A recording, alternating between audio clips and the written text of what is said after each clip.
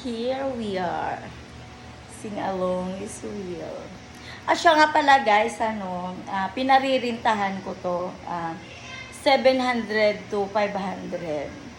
Wala naman kayong pera na talaga 500 is okay. Yeah, for rent. Ayun, yun lang guys. Yeah. This is mine. There's a name back of my video, okay, Han? Of course. Para to be sure that no one stolen. Yes. And to be sure that next day that I will get it or pick it up, it's still there. Yeah. Kasi naka-English ako. Yung tsamba lang.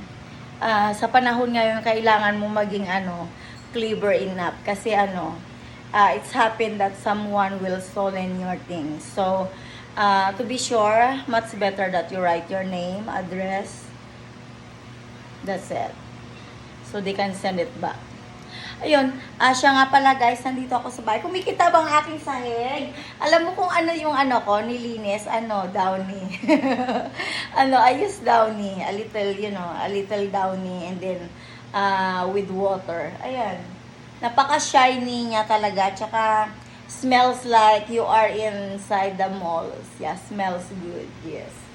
Ayun lang guys, namili ako ng mga paninda ko, syempre. Ito ang aking unang tindahan. At yung aking pangalawang tindahan ay nandoon sa Bilyaran ni Gary. O, di ba? Astig na. Ayan, ito ang aking first store here inside my house. Yeah. My mini mart.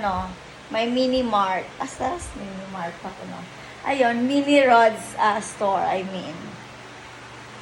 Yan. At ang aking bagong collection, yes. O, diba? Yan, ganyan ako. Di ba rin nang hindi ako magsimba araw ay linggo-linggo. Basta mayroon akong mga na pwede kong pwede ako mag-pray sa loob ng bahay. Oo. Nagulat ako. Akala ko may multo na. Ang aking yung aking speaker, maliit na speaker.